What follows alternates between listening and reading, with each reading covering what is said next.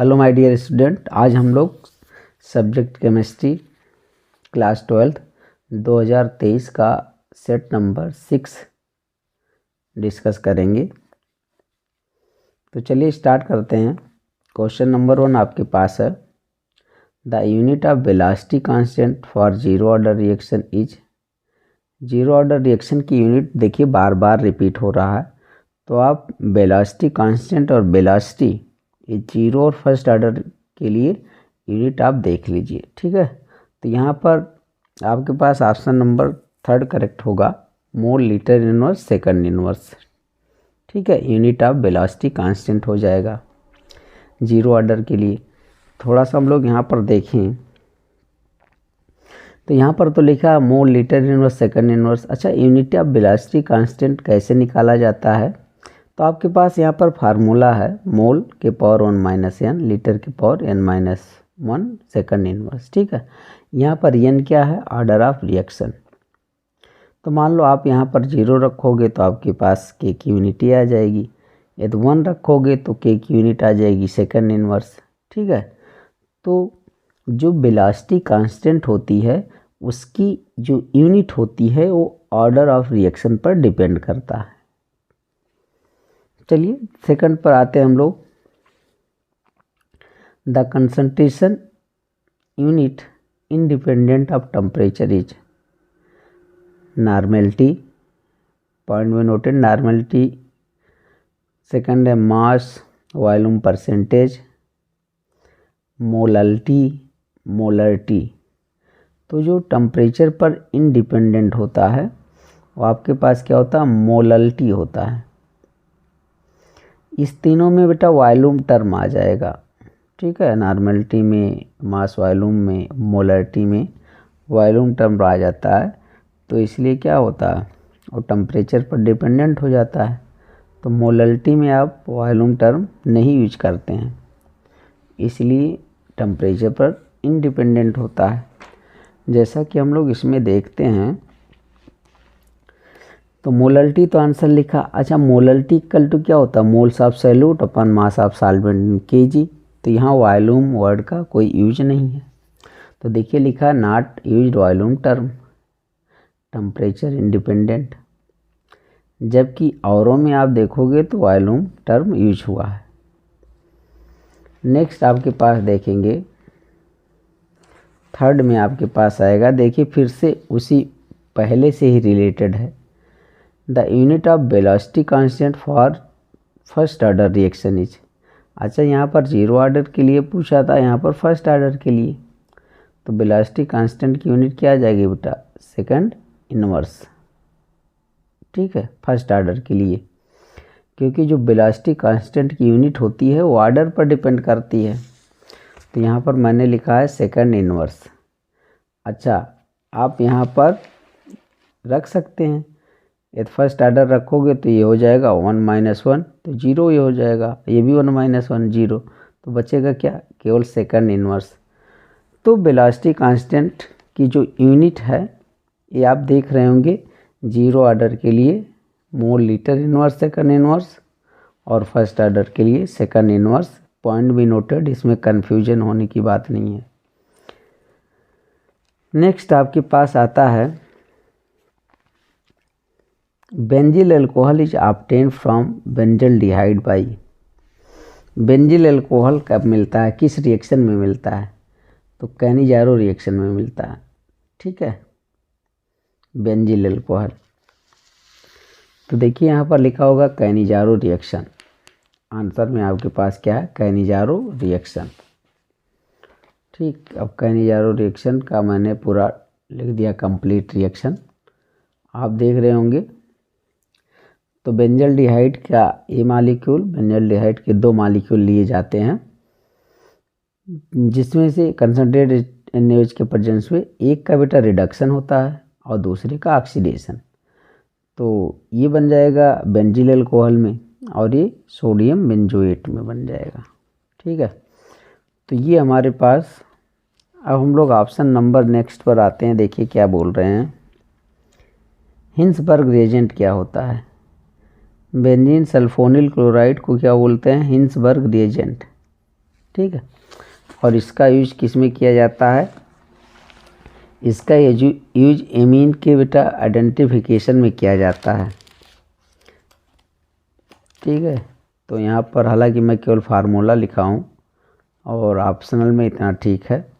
Benzene sulphonyl chloride, देखिए आपके पास यहाँ पर है C6H5SO2Cl, इसी को बोल सकते हैं और इसी को बोला जाता है हिंसबर्ग रिएजेंट। नेक्स्ट आपके पास है, तो इस सेट में काफ़ी रिपीटेड आए हैं। Which of the following is not present in DNA, DNA में कौन सा बेस नहीं होता, तो यूरासिल नहीं होता है, ठीक। तो यहाँ पर मैंने लिख दिया है यूरासिल नहीं होगा, ठीक है। आप देख रहे होंगे कि base present in DNA, DNA में क्या होता है, adenine, guanine, thymine, cytosine. RNA में क्या होता है, एडेनिन, ग्वानिन, साइटोसिन, यूरासिल। तो देखिए ये 3 बेस यहाँ पर सेम है, बस यहाँ पर थाइमिन होता है तो उसकी जगह पर यहाँ पर यूरासिल। तो यूरासिल डीएनए में नहीं होता है, डीएनए में क्या होता है, थाइमिन। आरएनए में थाइमिन नहीं होता है, यूरासिल होता है। अब हमारे पास आते हैं, सेकंड क्वेश्चन स्टार्ट होता है। तो यहाँ आपको क्वेश्चन भी लिखा हुआ मिल जाएगा, ठीक है। तो क्वेश्चन देखिए यहाँ पर पूछ रहे हैं what is osmosis, right formula for osmotic pressure. 2 number का ये क्वेश्चन है और ये भी रिपीटेड है। तो ऑस्मोसिस याद हो गया होगा अब तक, क्योंकि हमें लगता है कई सेट में ये रिपीट हो चुका है। तो इस the spontaneous net flow of solvent molecule through semi permeable membrane SPM from dilute solution to a concentrated solution. तो सॉल्वेंट मॉलिक्यूल का स्पॉन्टेनियस फ्लो होता है डाइल्यूट से कंसनट्रेटेड की तरफ, उसी को ऑस्मोसिस बोला जाता है। देखिए मैंने एक डाइल्यूट सॉल्यूशन लिया एक तरफ, दूसरी तरफ कंसनट्रेटेड सॉल्यूशन ये लिखा है, बीच में मैंने सेमी परमिएबल मेम्ब्रेन लगा दिया। अब इसमें से जो डाइल्यूट सॉल्यूशन में देखोगे तो समझो कि सॉल्वेंट ज़्यादा होगा, ठीक है। तो उस जो सॉल्वेंट के पार्टिकल हैं वो सेमी परमिएबल मेम्ब्रेन से होकर के इधर आते हैं, कंसनट्रेटेड की तरफ आते हैं, तो इसी को ऑस्मोसिस बोला जाता है। और थोड़ा सा फार्मूला लिख दीजिए ऑस्मोटिक प्रेशर का। तो फार्मूला आपके पास आ जाएगा यहाँ पर क्या, पाई इक्वल टू CRT, बच्चे याद ही करते हैं। अच्छा C को किसके बराबर ले लो, मोलरिटी, और मोलरिटी बराबर क्या होता है, moles of solute upon volume of solution in litre. अच्छा मोल कैसे निकालते हो, मोल निकालने के लिए आपको W/M करना है ना। तो मोल निकालने के लिए तो हम लोग जानते हैं W/M। तो देखो N की जगह पर मैं W लिखूँगा, W/M, तो ये आ जाएगा W/M/V। अब ये इतना चीज़ें हम कहाँ पर रखेंगे, C की जगह पर। तो यहाँ देखो पाई इक्वल टू क्या हो जाएगा, W/M/V, और ऊपर यहाँ पर N/R/T। तो ये ऑस्मोटिक प्रेशर का फार्मूला आ जाएगा और इसके बारे में हम लोग पहले भी प्रूव कर चुके हैं। नेक्स्ट आपके पास आता है इसका B पार्ट, और बोल रहे हैं define osmotic pressure, how will you show that osmotic pressure is a colligative properties. तो ऑस्मोटिक प्रेशर क्या होता है, ऑस्मोटिक प्रेशर ये होता है,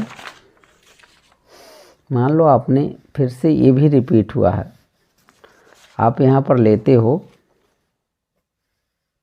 ठीक है, एक तरफ लेते हो बेटा डाइल्यूट सॉल्यूशन, एक तरफ कंसनट्रेटेड सॉल्यूशन, ठीक है। अभी हम देख रहे हैं ऑस्मोसिस का फिगर देख रहे थे, तो सॉल्वेंट के मॉलिक्यूल इधर आ रहे थे सेमी परमिएबल मेम्ब्रेन से इधर, लेकिन अब क्या होता है कि कंसनट्रेटेड सॉल्यूशन की तरफ एक प्रेशर लगाया जाता है जो सॉल्वेंट के पार्टिकल को इधर आना क्या कर देता है, रोक देता है। तो उसी को ऑस्मोटिक प्रेशर बोला जाता है।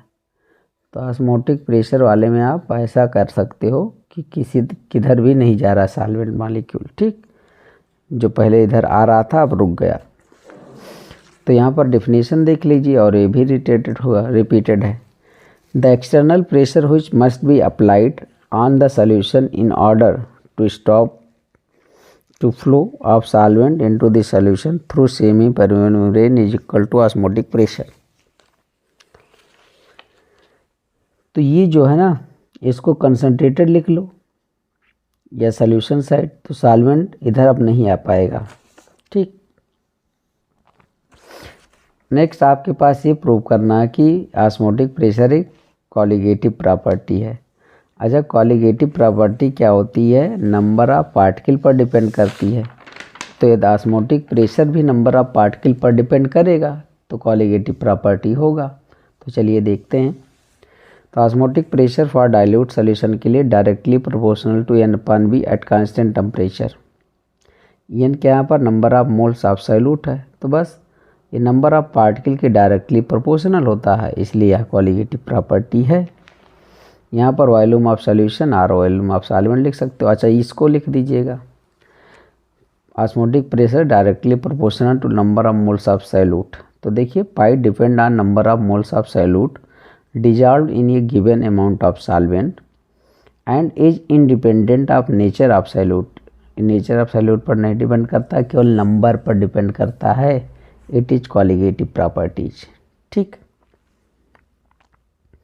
अच्छा, ऑस्मोटिक प्रेशर वाला फिगर यहाँ देखो बनाया गया, जो अभी बना रहे थे ना, कि डाइल्यूट लिया, कंसनट्रेटेड लिया, इस इधर प्रेशर लगाया, अब सॉल्वेंट मॉलिक्यूल का फ्लो नहीं होगा। और ये इससे भी प्रूव कर सकते हैं कि यह कॉलिगेटिव प्रॉपर्टीज है। P भी इक्वल टू NRT है, pi equal to N/V RT।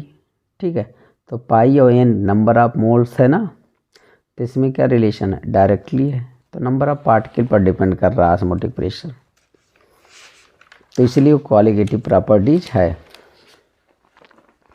Next आपके पास है कोलराउस लॉ, और कोलराउस लॉ भी रिपीटेड है, कई बार आ चुका है। तो आप सब यहाँ पर देखेंगे कोलराउस लॉ क्या बोलते हैं। इंडिपेंडेंट माइग्रेशन ऑफ आयन का लाइन है, बोला जाता है। टोटल मोलर कंडक्टिविटी किसे इक्वल होती है? Sum of ionic conductivity of ion.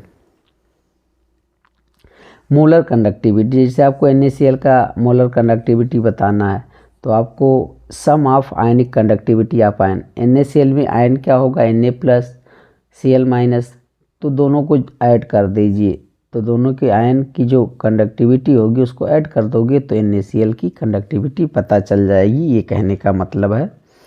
Formula यहाँ पर है, molar conductivity at infinite dilution equal to Nu plus lambda not plus nu minus lambda not minus. अब यहाँ पर ये है लेमडा नॉट एम क्या? Molar conductivity at infinite dilution. Lambda not plus क्या बेटा? Molar conductivity of cation.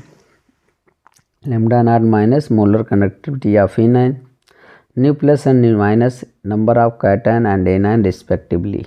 ठीक है, अच्छा, एक एग्जाम्पल ले लिया जाए। जैसे हमें आपको NaCl की मोलर कंडक्टिविटी बताना है, तो अब देखिए इसमें कैटायन आपके पास क्या है? Na प्लस इसकी कंडक्टिविटी प्लस माइनस इसकी कंडक्टिविटी ना, मतलब क्या करेंगे? Na+Cl- में टूटता है ना, तो बस इस फार्मूले में हमें इसको रखना। तो lambda naught Na plus lambda not Cl-, दोनों आयन है, दोनों आयन की कंडक्टिविटी को ऐड कर दीजिए तो आपको मिल जाएगा। एप्लीकेशन इसका है वीक इलेक्ट्रोलाइट का कंडक्टेंस बताने में इसका यूज किया जाता है। ठीक है, एग्जाम्पल लिख दिया गया। Calculate the molar conductivity of acetic acid with the help of sodium acetate HCl and NaCl की हेल्प से आपको एसिटिक एसिड का कंडक्टिविटी बताना है। तो 3-4 सेट में पहले रिपीट हो चुका, वहाँ डिटेल जानकारी हम लोग पा चुके हैं। तो इस प्रकार से मुझे ऐसे निकालेंगे molar conductivity of acetic acid. देखिए, 2 के कंडक्टिविटी को अवॉइड करेंगे और तीसरे को माइनस करने वाले हैं। ठीक है, मुझे चाहिए CH3COOH। अच्छा, मुझे यदि इसकी कंडक्टिविटी पता चल जाए, जैसे आप इसको जब तोड़ोगे तो CH3 COO minus H plus, तो मतलब इसका आपको पता चलना चाहिए इसका, तो मुझे यही तो करना है। अब इतने में से मैं ये वाला पार्ट लूँगा CH3COO, ठीक है, और यहाँ से H ले लूँगा तो मुझे मिल जाएगा, और NaCl को बाहर कर देंगे।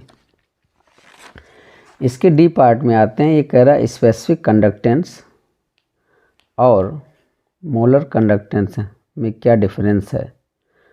तो भैया मोलर कंडक्टेंस स्पेसिफिक कंडक्टेंस की बात यह है, स्पेसिफिक कंडक्टेंस को आप कंडक्टिविटी या कप्पा बोलते हैं, इसको कप्पा से रिप्रेजेंट करते हैं, और 1 सेंटीमीटर क्यूब इलेक्ट्रोलिटिक सॉल्यूशन की जो कंडक्टेंस होती है उसे कप्पा बोलते हैं।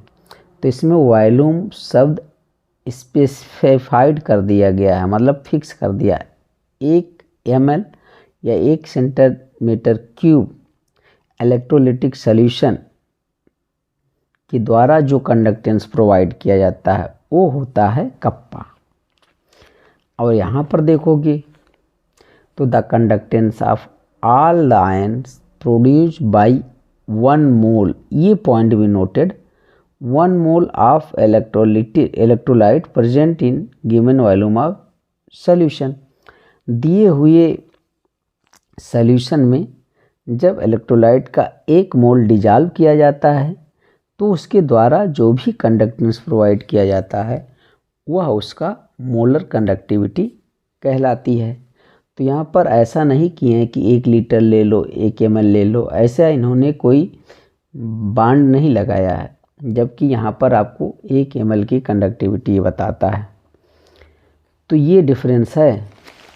फार्मूला लिख दीजिए दोनों का।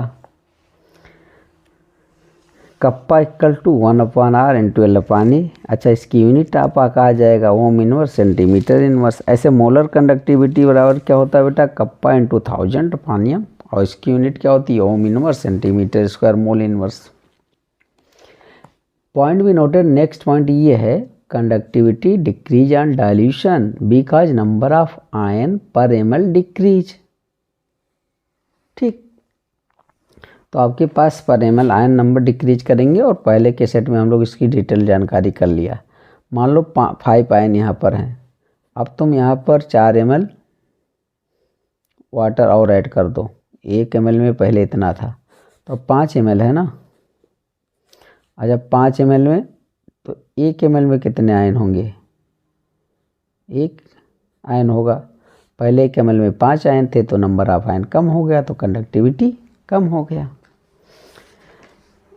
Molar conductivity increase on dilution, ये इंक्रीज करता है क्योंकि इसमें वॉल्यूम टर्म स्पेसिफाई नहीं है। जब डालेंगे वाटर तो मोमेंट ऑफ आयन तेज होगा और कंडक्टिविटी तेज होगा। यहाँ से आप रिलेट कर सकते हैं। नेक्स्ट है conductivity directly proportional to concentration, और यहाँ पर इन्वर्सली प्रोपोर्शनल टू कंसंट्रेशन। तो ये हो गया। अब हमारे पास जो इसका बेटा थर्ड क्वेश्चन आ रहा है, ये कह रहे हैं right short notes on electrode potential, और इलेक्ट्रोड पोटेंशियल ही रिपीट हुआ, तो मैंने अब यहाँ पर सी बैक लिख दिया है, लेकिन आप यहाँ पर देख सकते हैं ये रिपीटेड था, तो आंसर आपको मिल जाएगा। तो यहाँ से हम लोग देख रहे हैं electrode potential. What is electrode potential, ठीक है। तो when a metal plate is dipped in the solution of its own ion, then potential is developed between metal plate and solution, and the metal plate acquire positive or negative charge. This developed potential is called electrode potential। ठीक है, तो इसको हम लोग समझे भी हैं, ये रिपीटेड क्वेश्चन है पहले से।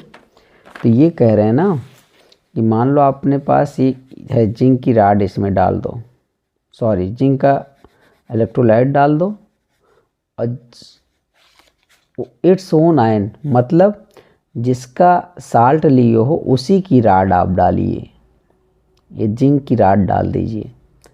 तो जिंक की राड ये जो है मेटल प्लेट आप इसे मानो, और ये सॉल्यूशन, इसके बीच एक पोटेंशियल डेवलप हो जाता है जिसे इलेक्ट्रोड पोटेंशियल बोला जाता है। ठीक, और यहाँ पर देखेंगे इलेक्ट्रोड पोटेंशियल जो होता है किस पर डिपेंड करता है, तो आप देखेंगे nature of electrode or metal पर डिपेंड करता है, concentration of metal ion in solution, ये सॉल्यूशन है, प्रेशर टेम्परेचर कंडीशन पर, और यहाँ पॉइंट भी नोटेड एक्स्ट्रा चीज़ें जो बताया जा चुका है। मान लो इलेक्ट्रोड पोटेंशियल की जगह पर स्टैंडर्ड इलेक्ट्रोड पोटेंशियल आ जाए, तो आप देखिए when concentration of all species involve in half cell reaction is unity then E is called E not. ठीक है,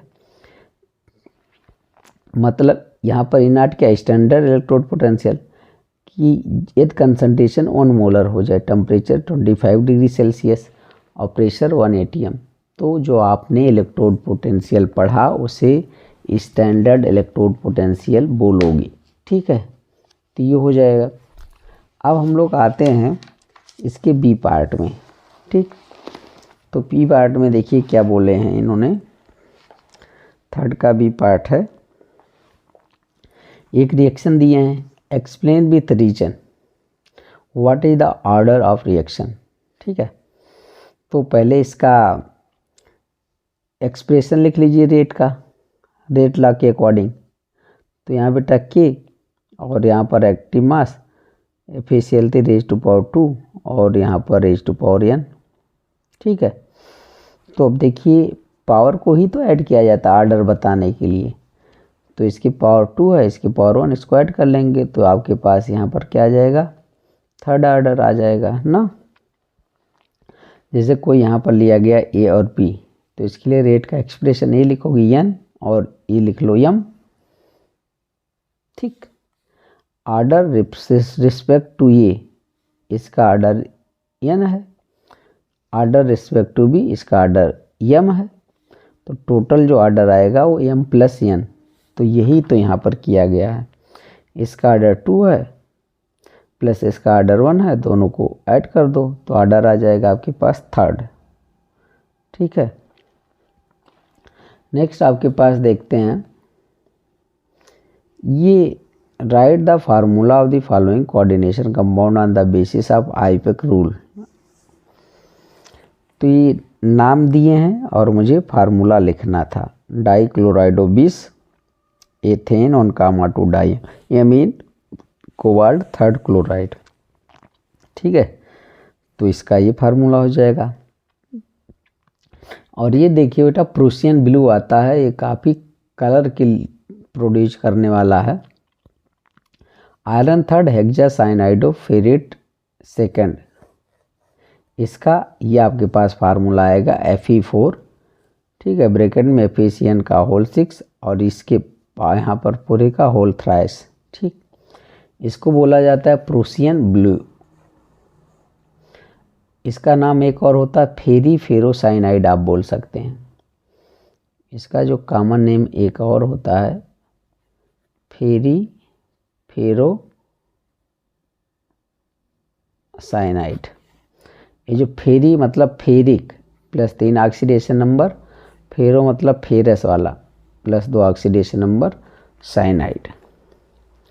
नेक्स्ट आपके पास आता है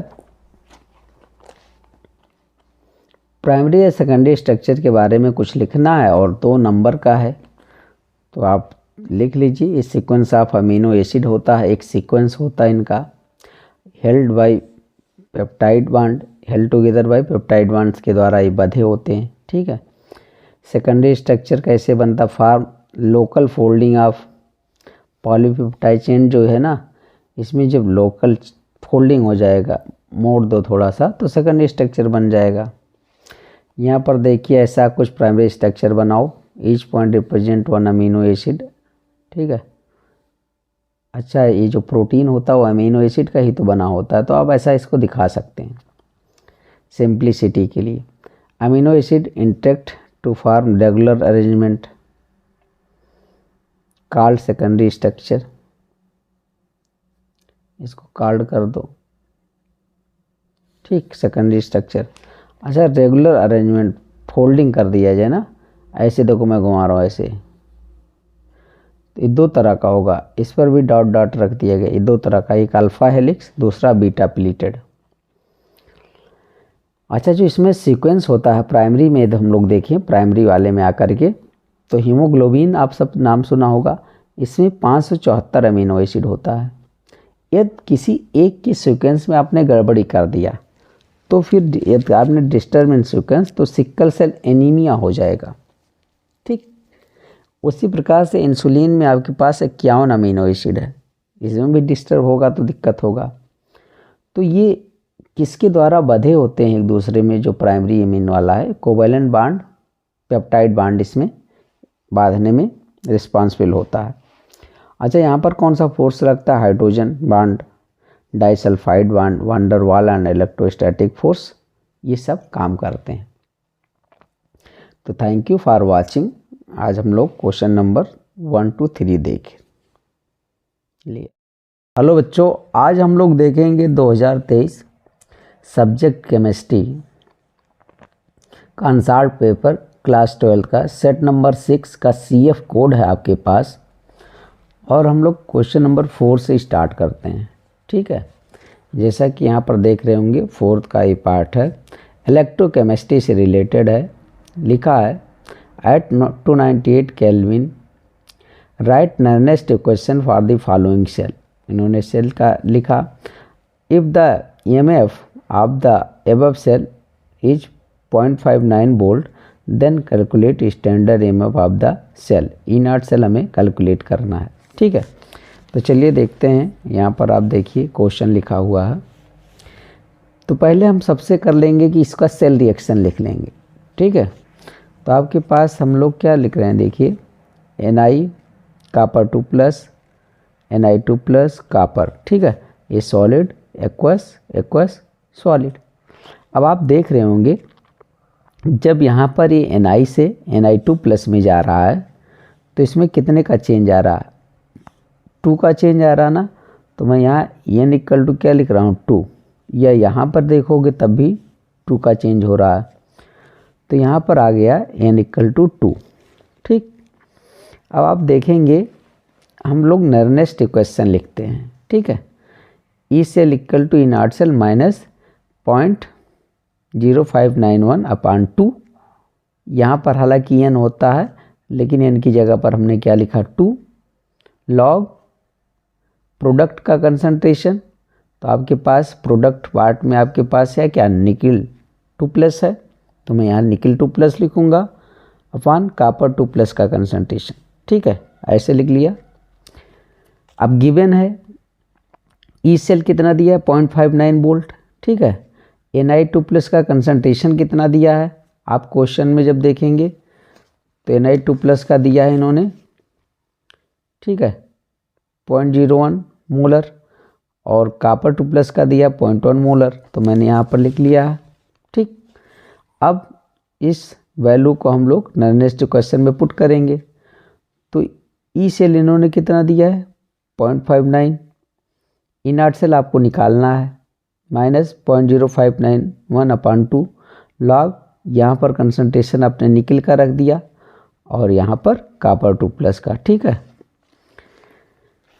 तो हम लोग करते हैं, जब इसको आप सॉल्व करेंगे बेटा तो ये कितना आ जाएगा? 1/10 आ जाएगा, मतलब 10⁻⁻1। तो इसको इधर लाएंगे तो क्या आ जाएगा आपके पास? -1 × log 10। log 10 की वैल्यू 1 होती है, तो आपके पास -1 आने वाला है। अब इतने पार्ट को जब आप सॉल्व करते हैं तो वैल्यू आएगी आपके पास 0.0295, और यहाँ पर आपके पास ये साइन प्लस हो जाएगा। ठीक, तो ये सॉल्व करने के बाद आपके पास ये आता है। फिर हमें E0 सेल क्या करते हैं, ई सेल में से जो आपने सॉल्व किया इसको माइनस कर दिया तो E0 सेल आ गया। ठीक है, तो E0 सेल आपको मिल गया 0.5605।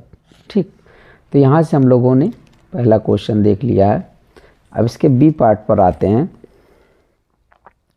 और बी पार्ट में इन्होंने एक क्वेश्चन पूछा है,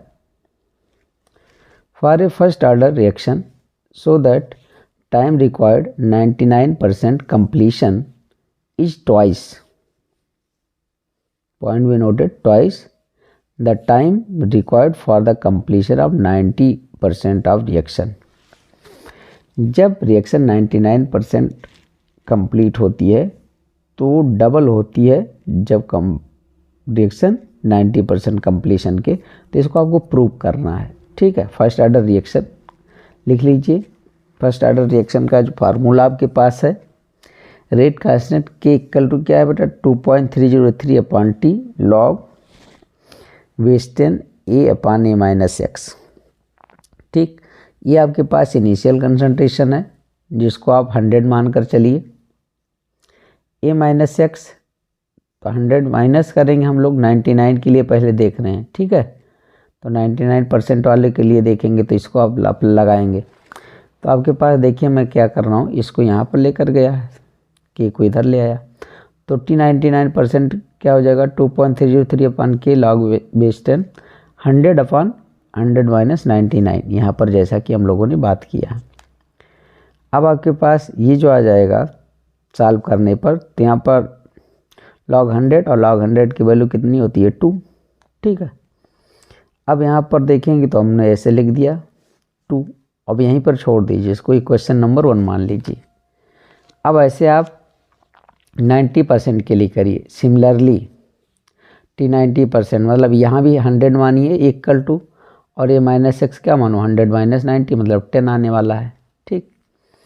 तो आप यहाँ पर देख रहे होंगे टी 90% इक्वल टू, इसके साथ पर यहाँ पर रख दिया गया वैल्यू, तो आपके पास यहाँ पर आ जाएगा log 10, और log 10 की वैल्यू क्या होती है 1, तो आपके पास ये दूसरा इक्वेशन आ जाएगा, ठीक।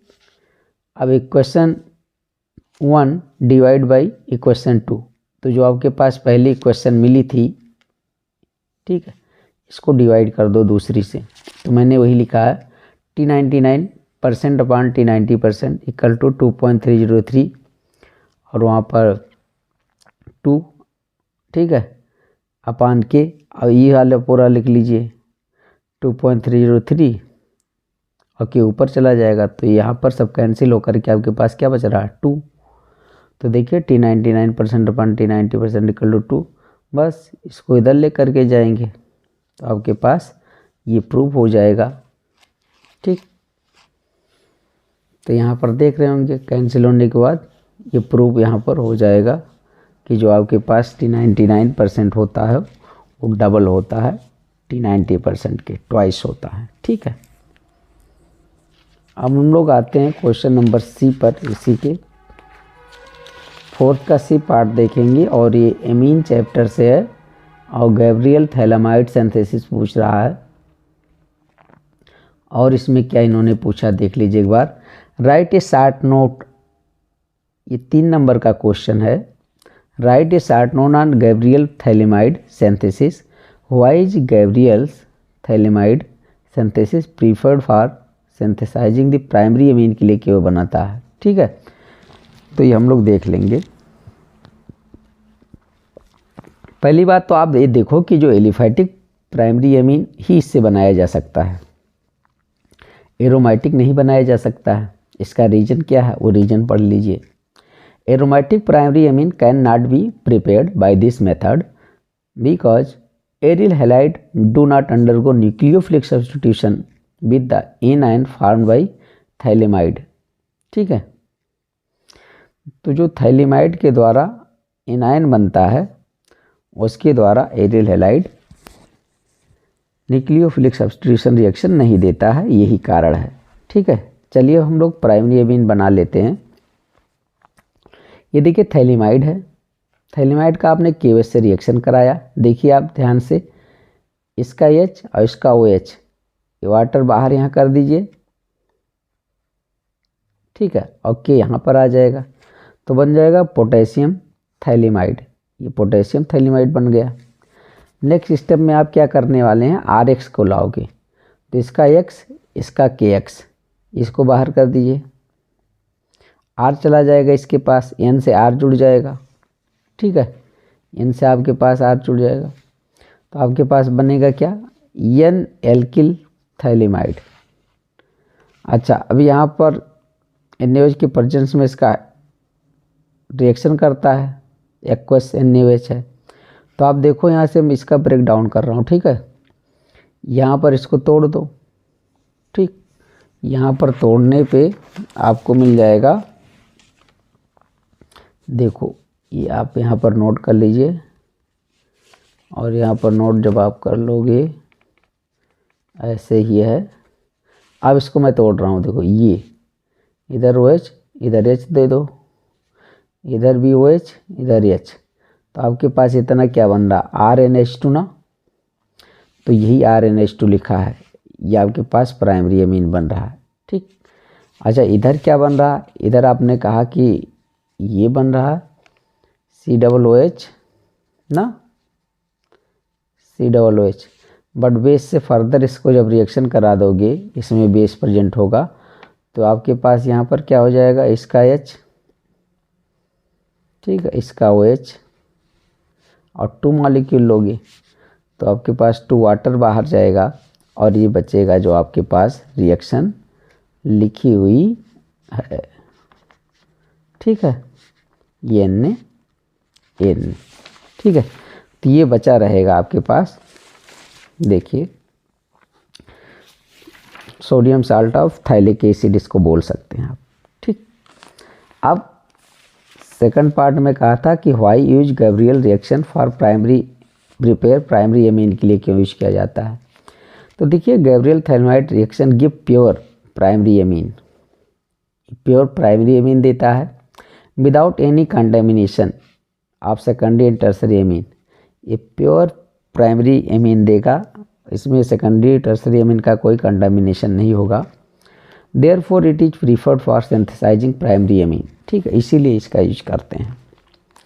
नेक्स्ट आपके पास 4th D आता है, और 4th D का आप देखोगे जब, तो लिखे हैं what do you mean by D, capital D है and L configuration of carbohydrate, carbohydrate glucose वगैरह पर फोकस कीजिए आप।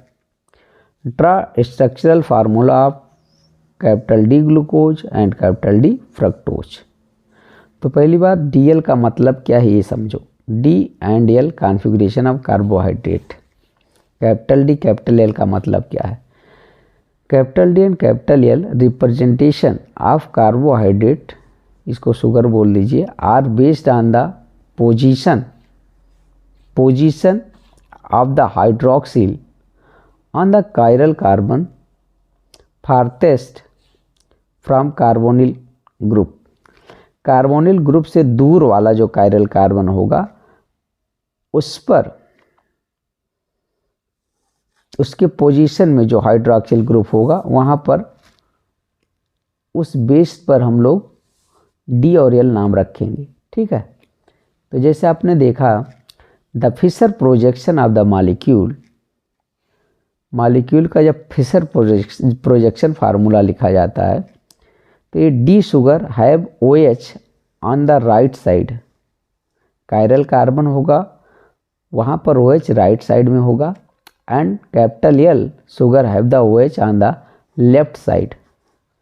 तो इन्होंने एक स्टैंडर्ड माना था ग्लिसरॉल्डिहाइड को, D और L नामनक्लेचर जब करते हैं कैपिटल D कैपिटल L वाला, तो इसके पोजीशन के हिसाब से करते हैं, और ग्लिसरॉल्डिहाइड को मेन माना। तो देखो कायरल कार्बन वो होता है ना, जैसे यहाँ एक कार्बन है, अब इससे 4 ग्रुप जुड़ा है, एक CHO, दूसरा OH, और यहाँ पर तीसरा आप CH2OH कर लो। ठीक है, ये CH2OH है। तो ये 4 डिफरेंट ग्रुप जब कार्बन से जुड़ते हैं तो इसे कायरल कार्बन बोला जाता है। यहाँ भी वही हाल है। अब इस कार्बन से देखिए OH राइट साइड में जुड़ा है तो इसे D ग्लिसरॉल्डिहाइड बोलेंगे, और यदि लेफ्ट साइड में जुड़ा है तो इसे L ग्लिसरॉल्डिहाइड बोलेंगे। ठीक है, अब इसी का कंपेयर हम करेंगे। आपके पास इन्होंने पूछा है D ग्लूकोज और D फ्रक्टोज का स्ट्रक्चर बनाओ, तो देखो यहाँ पर ये कार्बोनिल ग्रुप है CHO, और यहाँ से ये 1 2 3 4 5, तो आप देखेंगे ये दूर है ना, फारथेस्ट मतलब ये कार्बोनिल ग्रुप से जो दूर है, यहाँ पर देखेंगे ये कायरल कार्बन है। ये कायरल कार्बन क्यों है, क्योंकि एक इससे OH है, एक H है, एक CH2OH है, और एक इतना सारा ग्रुप है। ठीक है, तो इसी को मैंने सर्किल बनाने की कोशिश किया कि फोकस इसी पर करना है। इस कार्बन को आपको देखना है, और देख रहे हैं आपके राइट साइड में OH है तो इसे D ग्लूकोज बोलेंगे। ठीक, ऐसे ही D फ्रक्टोज का बना लीजिए, CH2OH C double bond O। ठीक है, यहाँ पर करेंगे तो आपके पास इस कार्बन पर जो इससे दूर है, कार्बोनिल कार्बन से दूर है, तो यहाँ देखेंगे यहाँ भी OH राइट साइड में है, OH ग्रुप राइट साइड में प्रेजेंट है, तो इसका डी फ्रक्टोज बोलेंगे। ठीक है, तो ये हो गया। अब हम लोग आते हैं क्वेश्चन नंबर 5 के ए पार्ट में, और इस सॉल्यूशन से आपका टॉपिक रिलेट कर रहा है। क्वेश्चन यहाँ पर है, इसको पढ़ लीजिए आप आराम से। देख रहे होंगे, the concentration of the solution of glucose in water is 10% weight by weight. ठीक, if the density of this solution is 1.20 gram per ml, then calculate, आपको निकालना है मोलरिटी नंबर का, एक नंबर का। मोलरिटी कितने नंबर का है? एक नंबर का। Mole fraction of each component in solution 2 number का। ठीक है, तो चलिए हम लोग देखते हैं। यहाँ भी वही क्वेश्चन जो अभी पढ़ा लिखा गया है। अब 10% weight by wait solution of glucose means ये होता है कि 100 ग्राम में 10 ग्राम ग्लूकोज प्रेजेंट है। तो अब जब 100 ग्राम में 10 ग्राम ग्लूकोज है तो वाटर कितना होगा? 90 ग्राम। ठीक है, डेंसिटी आपके पास इन्होंने दिया है। मोल्स ऑफ ग्लूकोज निकालने के लिए आपको क्या करना पड़ेगा बेटा? वेट अपन ये मॉलिक्यूलर मास, और ग्लूकोज का मॉलिक्यूलर मास कितना होता है? 180। आप इसको सॉल्व कर लेंगे, आपके पास 0.056 मोल आ जाएगा। ऐसे वाटर के मोल आप निकाल लीजिए, 90/18, यहाँ 5 मोल आने वाला है। और मोल निकालना तो जानते हैं ना, ऐसे निकाला जाता है स्मॉल w/m। ठीक है, ये वेट और ये मोलर मास, मॉलिक्यूलर मास से अब डिवाइड करना होता है। तो वाटर का कितना होता है? 18, और ग्लूकोज का कितना होता है? 180। और एक गिवन है, इसके लिए ग्लूकोज के लिए 10 और वाटर के लिए आपके पास मिल जाता है 90। तो यहाँ से मोल निकाल लिया। अच्छा, मुझे अब आना है मोलरिटी निकालना है आपको। तो मोलरिटी का फार्मूला क्या होता है? Number of moles of solute upon mass of solvent in kg। ठीक है, तो मास ऑफ सॉल्वेंट मतलब वाटर जो है ना, कितना था? 90 ग्राम था, उसको किलोग्राम में चेंज कर लो तो आपके पास 0.09 किलोग्राम आ जाएगा। अच्छा, तो आपने चेंज कर लिया। और ग्लूकोज यहाँ पर जो है सैल्यूट का काम कर रहा है, तो 0.056 मोल इसके हैं। तो बस आपके पास इसके मोल्स रख दीजिए ऊपर, और सॉल्वेंट का जो मास है उसको आप नीचे रख दीजिए, तो आपके पास मोलरिटी निकल कर के आ जाएगा 0.62 मोलल। ठीक, नेक्स्ट आपके पास मोलरिटी का फार्मूला क्या है? मोलरिटी का फार्मूला ये होता है number of moles of solute upon volume of solution in litre. अच्छा, अब यहाँ आपके पास वॉल्यूम तो नहीं पता, लेकिन उन्होंने डेंसिटी दिया है, तो डेंसिटी देख लिया जाए। 1.20 ग्राम पर ml दिए हैं, तो डेंसिटी इक्वल टू क्या होता है? मास अपॉन वॉल्यूम, और यहाँ से वॉल्यूम निकल जाएगा, तो क्या हो जाएगा? मास अपॉन डेंसिटी, ये डी है। तो मास कितना टोटल था? 100 ग्राम अपॉन डेंसिटी, तो आपके पास यहाँ से मिल जाएगा वॉल्यूम। वॉल्यूम किस में मिला है? ml में। मुझे किस में चाहिए? लीटर में। तो बस 1000 से डिवाइड कर दीजिए, और वॉल्यूम आपके पास आ जाएगा 0.0833। ठीक है, अब मोलरिटी के फार्मूले में रख दीजिए मोल्स ऑफ सॉल्यूट मतलब ग्लूकोज के mole upon volume of solution in litre, और आपके पास इसको सॉल्व करने पर मोलरिटी कितना आ रहा? 0.67 मोलर। ठीक है, अब हम लोग इसके थर्ड पार्ट पर आते हैं, जो आपको ये 2 नंबर का है।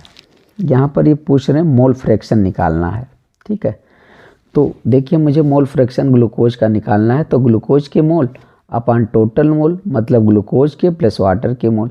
तो ग्लूकोज के मोल आपने इतना निकाल लिया था, अपॉन ग्लूकोज के मोल प्लस वाटर का मोल 5 आ रहा था, तो इसको ऐड कर लीजिए, तो आपके पास ऐसा आ जाएगा वैल्यू। ठीक, तो इसको सॉल्व करने पर आपके पास ग्लूकोज का मोल फ्रैक्शन कितना आ रहा?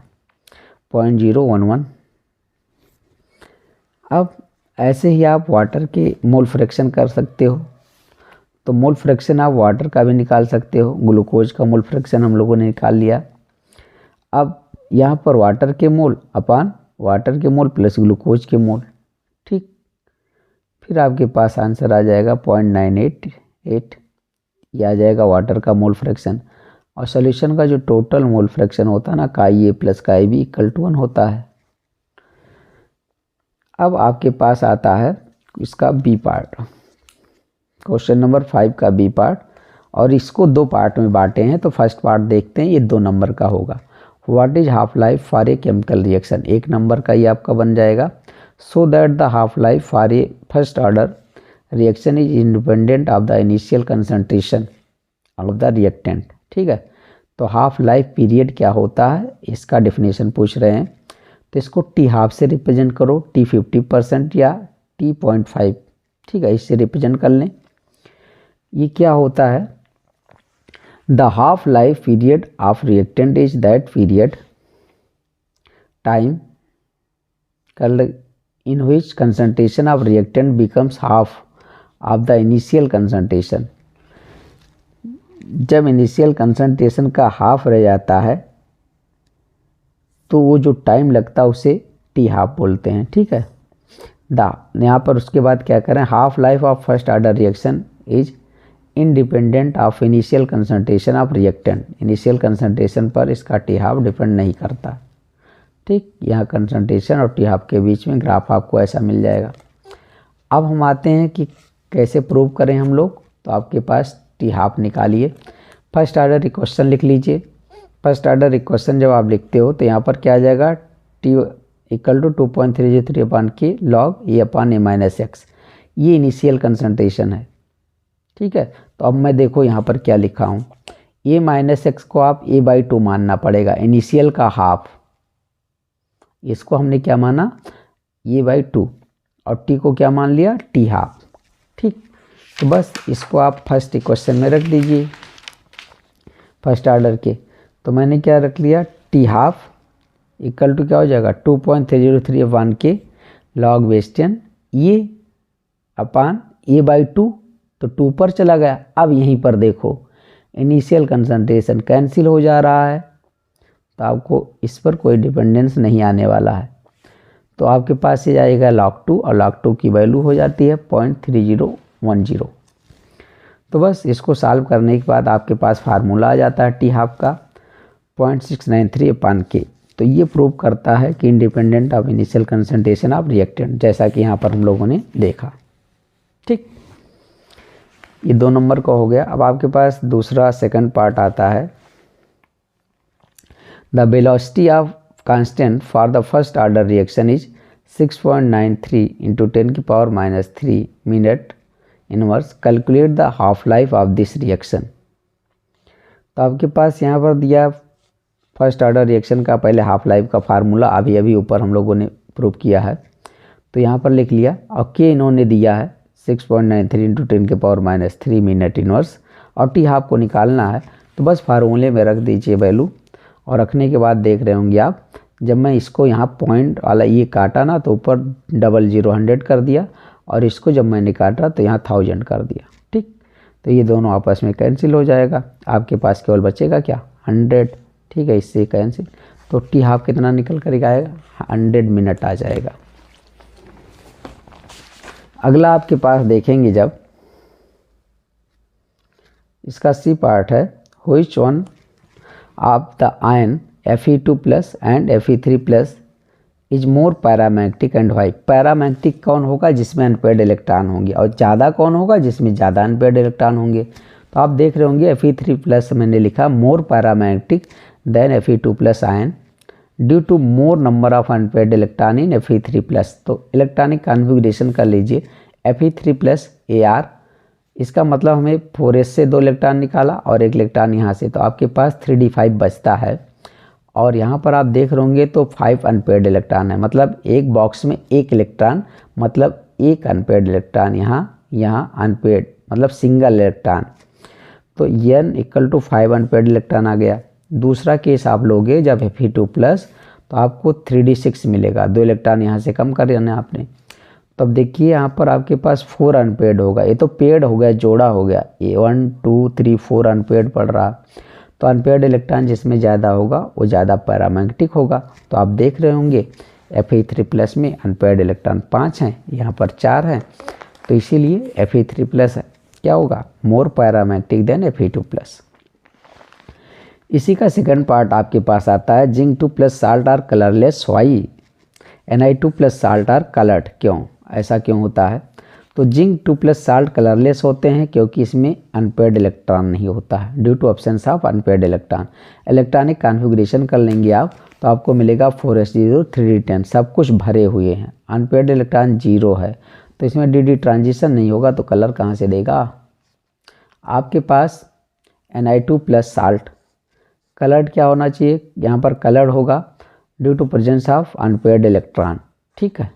Ni2+ यहाँ करते हैं तो 3d8 आपको मिलेगा, और 3d8 में आपके पास ऐसे हम लोग फिल करेंगे इलेक्ट्रॉन को तो 2 अनपेयर्ड इलेक्ट्रॉन मिल जाएगा, अनपेयर्ड इलेक्ट्रॉन मिलेगा तो यहाँ पर dd ट्रांजिशन हो जाएगा, और dd ट्रांजिशन की वजह से आपके पास कलर्ड देगा Ni2+ का साल्ट। आपके पास नेक्स्ट में हम लोग आ जाते हैं डी पार्ट, और यहाँ से कोऑर्डिनेशन कंपाउंड से क्वेश्चन उठा लिया गया है। एक्सप्लेन वर्नर पास्टुलेट्स, काफ़ी इंपॉर्टेंट है और आसान भी है, related to bonding in coordination compound, ठीक है। तो वर्नर पास्टुलेट हम लोग पहले देखते हैं। Werner proposed his theory of coordination compound in 1898 में इन्होंने थ्योरी प्रपोज किया है, और इन्होंने ये बताया ना कि जो कोऑर्डिनेशन कंपाउंड होते हैं उसमें मेटल होता है। मेटल शो 2 टाइप्स वैलेंसी इन कोऑर्डिनेशन कंपाउंड, एक तो प्राइमरी वैलेंसी और दूसरा सेकेंडरी वैलेंसी। तो चलिए देखते हैं प्राइमरी वैलेंसी क्या होता है। It correspond to oxidation state of the metal atom oblique ion, ठीक है। तो ये समरूप होता है, जैसे मेटल का जो ऑक्सीडेशन स्टेट होता है उसके ही समान होता है प्राइमरी वैलेंसी। जैसे कॉपर 2+ का ऑक्सीडेशन नंबर है तो प्राइमरी वैलेंसी 2, ठीक है, 3, 2 ऐसा। It is also called principal और आयनाइजेबल और ionic valency. It is satisfied by A9 के द्वारा सेटिस्फाई होगा। It is non directional in nature, और it is represented by dotted line, देखिए बिग लाइन से दिखाया हूँ। अभी हम लोग कंपाउंड का कॉम्प्लेक्स लेकर के फिगर बना करके देखते हैं स्ट्रक्चर में, ठीक। तब तक सेकेंडरी वैलेंसी को देख लीजिए। It is also known as coordination number, आप इसे कोऑर्डिनेशन नंबर से जान सकते हो, जिसको मैंने CN से रिप्रेजेंट किया है। ये कोऑर्डिनेशन नंबर को CN से रिप्रेजेंट किया है। अच्छा, it is fix for a metal के लिए फिक्स हो जाती है। It is non ionizable and hence directional in nature. अब यहाँ पर देखना है, it is satisfied either A9 और न्यूट्रल, ये A9 न्यूट्रल दोनों के द्वारा सेटिस्फाई हो जाती है, ठीक है। और यहाँ पर आपके इलेक्ट्रॉन पेयर डोनर होते हैं दोनों। It is represented by dark line, ठीक। अब यहाँ पर एक एग्जाम्पल ले लिया गया वर्नर। ये देखिए वर्नर फार्मूला है COCl3 × 6NH3। इसका मॉडर्न नोटेशन आजकल ऐसा होता है, CONH3 का होल 6 और आपके पास ब्रैकेट के बाहर Cl3, ठीक। अब मैं इसमें प्राइमरी और सेकेंडरी वैलेंसी दिखाना चाहता हूँ। तो मैंने कहा कि सेकेंडरी वैलेंसी को डार्क लाइन से, तो आप देखेंगे तो ये जो एमीन है जो आपके पास NH3 वाला है, इसको मैंने डार्क लाइन से दिखाया है। तो आपके पास यहाँ सेकेंडरी वैलेंसी आपको 6 मिल जाएगा, 1 2 3 4 5 6, और 6 इसका कोऑर्डिनेशन नंबर भी है। प्राइमरी वैलेंसी को मैंने डॉटेड लाइन से दिखाया, ये देखिए 1 2 3, तो आपके पास यहाँ पर प्राइमरी वैलेंसी 3 मिल गई, ठीक है। तो इस क्वेश्चन को हम लोगों ने डिस्कस कर लिया, आपके पास नोट्स पहुँच जाएगा। Thank you for watching. Hello my dear student, welcome in my YouTube channel. आज हम लोग 2023 सब्जेक्ट केमिस्ट्री का अनसॉल्व्ड पेपर सेट है आपके पास 6, कोड है CF के क्वेश्चन नंबर 6 से स्टार्ट करेंगे। इसमें आपको दिया है what are lanthanide, write their names and gives electronic configuration, why there is regular decrease यहाँ पर atomic radii of lanthanide with increase atomic number, explain there oxidation state, ठीक है। तो इसको हम लोग डिस्कस करेंगे। आपके पास जैसे यहाँ भी क्वेश्चन लिखा है, तो लैंथेनाइड किसे बोला जाता है? पीरियोडिक टेबल के एफ ब्लॉक में दो सीरीज हैं, एक 4F है एक 5F। तो 4F को लैंथेनाइड बोला जाता है और इसमें एलिमेंट कहाँ से कहाँ तक है? सीरियम से ल्यूटीशियम तक है। ठीक है, 58 to 71। कितने एलिमेंट टोटल हैं? 14 एलिमेंट है। अब देखिए यहाँ पर है लिखा है lanthanide series are F block element. F block element का एक सीरीज है in which the differentiating electron enter into 4F orbital. ठीक है, तो इसमें जो डिफ्रेंशिएटिंग इलेक्ट्रॉन है वो 4F ऑर्बिटल में इंटर करता है। या सिंपली आप समझ लीजिए लास्ट इलेक्ट्रॉन इंटर इन 4F ऑर्बिटल। ऐसा एलिमेंट जिसका लास्ट इलेक्ट्रॉन F ऑर्बिटल में इंटर करता है उसे 4F में इंटर करता है, उसे लैंथेनाइड बोला जाता है। अब हम लोग इसके दूसरे पार्ट पर आते हैं कि इलेक्ट्रॉनिक कॉन्फ़िगरेशन आपको लिखना है। तो इसका जो इलेक्ट्रॉनिक कॉन्फ़िगरेशन है जनरल लैंथेनाइड का XE है, ये जेनान 4F 1 to 14, 5D 0 से 1 और 6S2, ये जनरल इलेक्ट्रॉनिक कॉन्फ़िगरेशन है। अब इसके नाम भी चाहिए, नाम लिखना इसमें। तो आपके पास यहाँ देखिए 57 तो लैंथेनम है, इसमें F में नहीं इलेक्ट्रॉन जाता है, तो यहाँ पर जो हो जाएगा यहाँ पर देखिए 4F0 5D1 6S2। ठीक है, इस अकॉर्डिंग से हम लोग भर रहे हैं। आपके पास 58 सीरियम है, सीरियम में आपके पास जेनान 4F1 5D1 6S2, ये आपके पास हो जाएगा। और इसका मोस्ट प्रोबेबल इलेक्ट्रॉनिक कॉन्फ़िगरेशन ये भी होता है कि जेनान 4F2 5D0 6S2। ठीक है, तो इसको भी ज़्यादा सही माना गया इलेक्ट्रॉनिक कॉन्फ़िगरेशन करते समय, बट NCERT ने ऐसे रखा है तो आप ऐसे लिखिए। इसको भी लिख सकते हैं साथ में आर करके। आपके पास उसके बाद देख रहे होंगे प्रेजियोडाइमियम, ठीक है, नियोडाइमियम, प्रोमीथियम। बस इलेक्ट्रॉन अब आप उसके पास क्या करेंगे, जैसे मैं प्रेजियोडाइमियम में जाऊंगा तो 4F2 नहीं है 4F3 हो जाएगा 5D0, क्योंकि D वाला भी इसमें आ जाता है। तो ये जो है 4F और 5D के बीच जो एनर्जी है ना, गैप बहुत कम है, तो कब इलेक्ट्रॉन D में जाएगा कब F में जाएगा, ये काफ़ी मुश्किल सा काम होता है। तो आप यहाँ पर जैसे दिया है NCERT में ऐसे आप प्रैक्टिस कीजिए और इलेक्ट्रॉनिक कॉन्फ़िगरेशन लिखने के लिए आपके बोर्ड में पूछा जाएगा। तो बस यहाँ पर ध्यान देना कहाँ आपको पास यूरोपियम 4F7 5D0 6S2 होता है। अब गैडोलिनियम में आप देखोगे तो यहाँ भी 4F7 है। ठीक है, तो ऐसा इसलिए क्योंकि half field full filled orbital ज़्यादा स्टेबल होता है, तो 5D1 हो गया। ठीक, नेक्स्ट आपके पास आता है टर्बियम। टर्बियम पर आप देखेंगे तो 4F8 नहीं है 9 है, क्योंकि ये वाला इलेक्ट्रॉन भी इसमें आ जाता है तो 9 हो जाता है। ठीक, उसके बाद आप देखिए जैसे भरते जाएंगे 10 11 12 13 14, लास्ट में आपको दो बार 14 14 मिलेगा। यहाँ फुल फील्ड ऑर्बिटल का कहानी आ जाता है। तो आप देखिए कैसे इलेक्ट्रॉनिक कॉन्फ़िगरेशन करेंगे, तो इसको ध्यान दीजिए। ल्यूटीशियम में D1 है, ठीक है, आप देख रहे होंगे D1, एक बार यहाँ है D1, एक बार आपको गैडोलिनियम में D1 मिल जाएगा, 2 हो गया। एक बार D1 मिल जाएगा सीरियम में और एक बार मिल जाएगा लैंथेनम में, तो 4F0 रहेगा।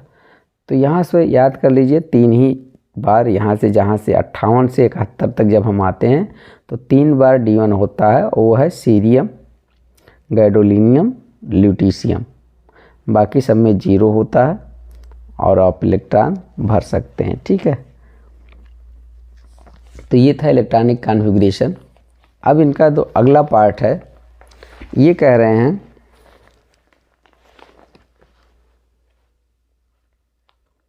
Regular decrease atomic ionic radius या लैंथेनाइड, लैंथेनाइड है, क्यों डिक्रीज करता है? तो देखेंगे आप सब यहाँ पर nuclear force increase from lanthanum to lutetium तक जब जाते हैं तो न्यूक्लियर फोर्स इंक्रीज करता है, और न्यूक्लियर फोर्स क्या करता है, इलेक्ट्रॉन को अपनी तरफ अट्रैक्ट करता है जिससे साइज कम होती है।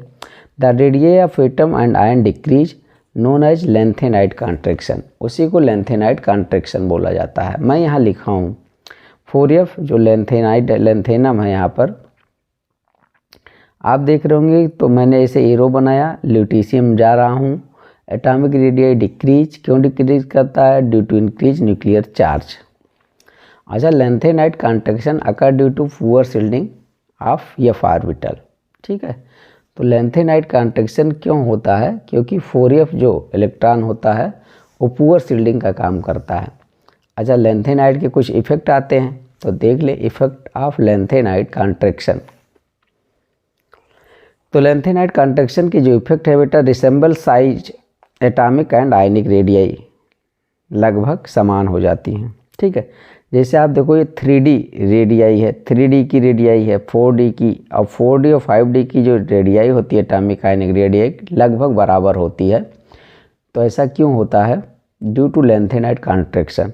अच्छा, हम लोग जनरली जानते हैं जब ग्रुप में टॉप टू बॉटम आते हैं, जैसे ग्रुप है, जब टॉप टू बॉटम ऊपर से नीचे आओगे तो एटॉमिक साइज क्या करता है, इंक्रीज करता है ना, ये जनरली ट्रेंड होता है। तो आप देखो यहाँ 3D 4D 5D ऐसे ही तो है।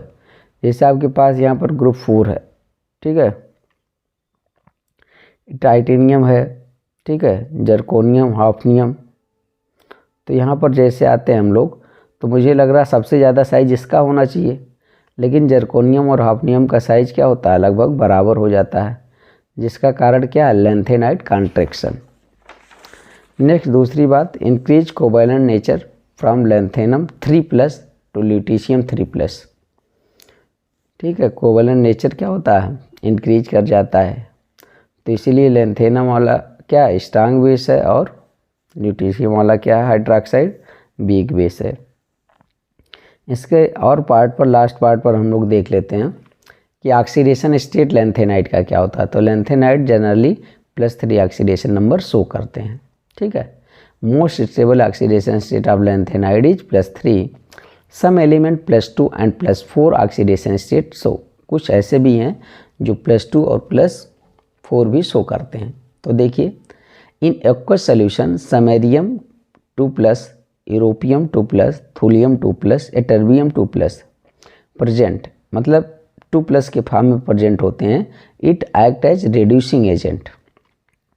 ठीक है, जैसे समैरियम है, अब समैरियम किस में जा रहा है, रिड्यूसिंग एजेंट वो होता है जो खुद का ऑक्सीडेशन करता है, दूसरे का रिडक्शन। तो देखिए यहाँ से यहाँ जा रहा है तो इसका ऑक्सीडेशन हो रहा और इसका क्या रहा, वाटर का रिडक्शन कर रहा। तो यहाँ पर आपके पास ये रिड्यूसिंग एजेंट का काम करते हैं, और ऐसा इसलिए करते हैं कि +3 में आ जाएं। ये चाहते हैं कि हम +3 में आ जाएं, और +3 में आने क्यों चाहते हैं, क्योंकि इनका जो स्टेबल ऑक्सीडेशन स्टेट है वो +3 है, तो +2 वाला +3 में आना चाहेगा। ठीक है, तो क्या करके आएगा, वो इलेक्ट्रॉन लॉस करके आएगा और वो अच्छा रिड्यूसिंग एजेंट का काम करेगा। इसके बाद दूसरा हम लोग देख लेते हैं, जैसे आपके पास यहाँ पर है in aqueous solution praseodymium, cerium 4+, terbium 4+ ion, dysprosium ion present, ये ऑक्सीडाइजिंग एजेंट का काम करते हैं। ठीक है, जैसे यहाँ पर सीरियम +4 है, अभी किस में आना चाहेगा, 3 में आना चाहेगा, तो 4 वाले 3 में आना चाहेंगे generally, because come in stable oxidation state. ये आते हैं किसे, स्टेबल ऑक्सीडेशन स्टेट +3 में, इसलिए अच्छा ऑक्सीडाइजिंग एजेंट का काम करते हैं। क्वेश्चन नंबर 6 पर आते हैं हम लोग। 6 का R पार्ट है, ये पूछ रहे हैं right types of isomerism accepted by the following complex. ये जो कॉम्प्लेक्स हैं वो किस प्रकार के आइसोमर शो करते हैं, तो इसका नाम लिख दिया गया है pentammine chlorido 3rd sulphate. It show ionization isomer, ये आयोनाइजेशन आइसोमर शो करता है कॉम्प्लेक्स। अब ये क्यों होता है, due to an exchange of group between coordination and ionic sphere. अब देखो आप कोऑर्डिनेशन स्फीयर क्या होता है आयनिक, आप देखिए ये जो बॉक्स के अंदर है, ठीक है, बॉक्स के अंदर इस सारे पार्ट को कोऑर्डिनेशन स्फीयर बोला जाता है और इसके बाहर जो होता है उसे आयनिक स्फीयर बोला जाता है। ठीक, तो वहाँ पर एक्सचेंज होता है कोऑर्डिनेशन स्फीयर और आयनिक स्फीयर के बीच में क्या होगा, ग्रुप का चेंज होगा, लिगेंड का चेंज होगा। ठीक, आपके पास यहाँ पर जैसे देख रहे हैं ये कॉम्प्लेक्स मैंने लिख दिया CONH3 का होल 5 Cl और ब्रैकेट के बाहर अब क्या है SO4, लेकिन अब मैं दूसरी तरफ एक्सचेंज कर रहा हूँ ना, इसको अंदर ले जा रहा हूँ, तो देखो सल्फेट आ गया अंदर और क्लोरीन चला गया बाहर। तो कोऑर्डिनेशन स्फीयर और आयनिक स्फीयर के बीच में लिगेंड का एक्सचेंज होता है। तो कैसे इसे हम लोग देखेंगे कैसे आयोनाइज होगा। तो आयोनाइज इन सॉल्यूशन, जैसे आपने पहला ये लिया, ठीक है, इसको वाटर में डाला तो आपके पास सल्फेट 2- में बाहर जाएगा और कॉम्प्लेक्स पर 2+ आएगा। तो आपके पास ये जो सॉल्यूशन में क्या मिलेगा, सल्फेट आयन मिलेगा और एक कॉम्प्लेक्स मिलेगा। लेकिन जब आप उसको अंदर कर लेंगे, ठीक है, सल्फेट को अब कोऑर्डिनेशन स्फीयर के अंदर लाएंगे, तब जब आयोनाइजेशन करेंगे तो आपको ये Cl- बाहर मिलेगा। ठीक है, इस पर पॉजिटिव चार्ज आएगा 1। तो ये इस तरह से आयोनाइजेशन आइसोमर शो करेगा। सोल्यूशन में आयन डिफरेंट होने वाले हैं। ठीक है, एक बार सल्फेट और एक कॉम्प्लेक्स था, दूसरी बार क्लोराइड, एक कॉम्प्लेक्स आपको सोल्यूशन में मिलेगा। नेक्स्ट आपके पास देखिए 2 स्क्वायर ब्रैकेट के अंदर रखे हैं, ठीक है, और दोनों ही कॉम्प्लेक्स हैं। तो जैसे जो साल्ट होता है उसका 2 पार्ट होता है ना, एक पॉजिटिव एक निगेटिव, तो इसमें पॉजिटिव वाला भी कॉम्प्लेक्स है और निगेटिव वाला भी कॉम्प्लेक्स है। तो इस प्रकार के जो होते हैं वो कोऑर्डिनेशन आइसोमर शो करते हैं। और इसमें क्या होता है, both positive and negative part are complex species, मतलब ये वाला पार्ट पॉजिटिव और ये नेगेटिव दोनों क्या है, कॉम्प्लेक्स हैं। अभी ऐसे इसमें क्या होता है, कैसे आइसोमर शो करेंगे। Ligand have been change within the coordination sphere, coordination sphere के अंदर लिगेंड का चेंज हो जाता है, एक्सचेंज। जैसे अभी देखो कोबाल्ट के साथ यहाँ पर एमीन है NH3 और यहाँ क्रोमियम के साथ CN है, तो अब इसके साथ CN आ जाएगा, इसके साथ एमीन आ जाएगा। यही लिगेंड का एक्सचेंज है कोऑर्डिनेशन आइसोमर में। ठीक है, आप यहाँ पर देख रहे होंगे मैंने वही किया है, पहले ऐसे लिख लिया एंड अब देखो कोबाल्ट के साथ मैंने CN कर दिया और क्रोमियम के साथ एमीन, तो लिगेंड का एक्सचेंज कर दिया। नेक्स्ट आपके पास आता है कॉम्प्लेक्स ये COEN का होल 3+। ठीक है, EN क्या होता है, EN होता है एथाइलिन डाईएमीन। ठीक है, EN जो होता है वो एथाइलिन डाईएमीन होता है। ठीक, ये बाइडेंटेट लिगेंड होता है, 2 डोनर एटम इसके पास होते हैं, तो ये ऑप्टिकल आइसोमर शो करता है। ठीक है, ऑप्टिकल आइसोमर शो करता है क्योंकि प्लेन पोलराइज लाइट को क्या है, रोटेट कर देता है। देखिए, the molecule or ion that can not be superimposed are called chiral. ऐसे मॉलिक्यूल जो सुपर इम्पोजेबल नहीं होते हैं उसे कायरल बोला जाता है। The 2 form are called dextro and laevo. ठीक है, D एंड L फॉर्म नाम सुना होगा आपने। अब D और L कैसे होता है, depending upon the direction they rotate the plane polarize light in a polarimeter. ठीक है, तो D rotate the right side में और L क्या करता है, लाइट को लेफ्ट साइड में रोटेट करता है। तो जो कंपाउंड होता है हम उसे कायरल कंपाउंड ही क्या करेगा, प्लेन पोलराइज लाइट को एक राइट डायरेक्शन में रोटेट करेगा, मतलब क्लॉकवाइज। तो D और एंटी क्लॉकवाइज तो L। तो optical isomerism common in octahedral complex involving डाइडेंटेट। तो डाइडेंटेट है मतलब 2 डोनर एटम प्रेजेंट होना चाहिए। तो ये क्या शो करेगा, एक D शो करेगा, एक L, डेक्स्ट्रो और लीवो। ठीक है, इसका मिरर इमेज आप बना लीजिए। तो इस क्वेश्चन को हम लोगों ने अटेम्प्ट कर लिया। अब इसके B पार्ट पर आते हैं और B पार्ट में इन्होंने कहा है right the mechanism of dehydration of alcohol.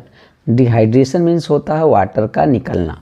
ठीक, आपके पास एथिल अल्कोहल है, आपने हीट किया कंसनट्रेट H2SO4 के साथ, अब यहाँ से वाटर जाएगा तो बचेगा क्या, एथीन बनेगा और वाटर बाहर, मतलब इसका एक OH और यहाँ से एक H, ये बाहर चला जाएगा तो ये बचेगा आपके पास एथीन। ठीक है, मैकेनिज्म पूछें तो मैकेनिज्म हम लोग लिखेंगे स्टेप वाइज। स्टेप 1 में क्या होता है, फार्मेशन ऑफ प्रोटोनेटेड एल्कोहल। अब ये जो प्रोटॉन है, प्रोटॉन इसे बोलते हैं, ये एसिड से आता है, एसिड H+ देगा ना तो प्रोटॉन इसके आसपास आएगा और यहाँ देखोगे तो इसका लोन पेयर इस पर अटैक करेगा और आपके पास बनाएगा प्रोटोनेटेड एल्कोहल। अब ऑक्सीजन पर पॉजिटिव चार्ज आ गया जिसे एथिल ऑक्सोनियम आयन भी बोलते हैं और ये बहुत महत्वपूर्ण है, NCERT के सिलेबस में है, आप सबके सिलेबस में है बोर्ड एग्जाम के लिए, तो इस मैकेनिज्म को आप देखिएगा, प्रैक्टिस जरूर करिए। सेकंड स्टेप में होता है फार्मेशन ऑफ कार्बोकैटायन। कार्बोकैटायन का मतलब कार्बन पर पॉजिटिव चार्ज आएगा। अब ये क्या करता है, देखिए कार्बन ऑक्सीजन की तुलना में ऑक्सीजन ज़्यादा इलेक्ट्रोनेगेटिव होता है, उस पर पॉजिटिव चार्ज है तो ये क्या करेगा, पॉजिटिव चार्ज हटाना चाहेगा, तो कुछ इस प्रकार से बांड टूटेगा और जब इससे टूटेगा तो कार्बन पर पॉजिटिव चार्ज आ जाएगा। ठीक है, और ये इलेक्ट्रॉन लेकर के बाहर चला जाएगा वाटर के फॉर्म में, तो इसे बोलते हैं कार्बोकैटायन, मीन्स कार्बन पर पॉजिटिव चार्ज आना। स्टेप 3 में हमें जाना है और यहाँ पर लिखा formation of ethene by elimination of proton.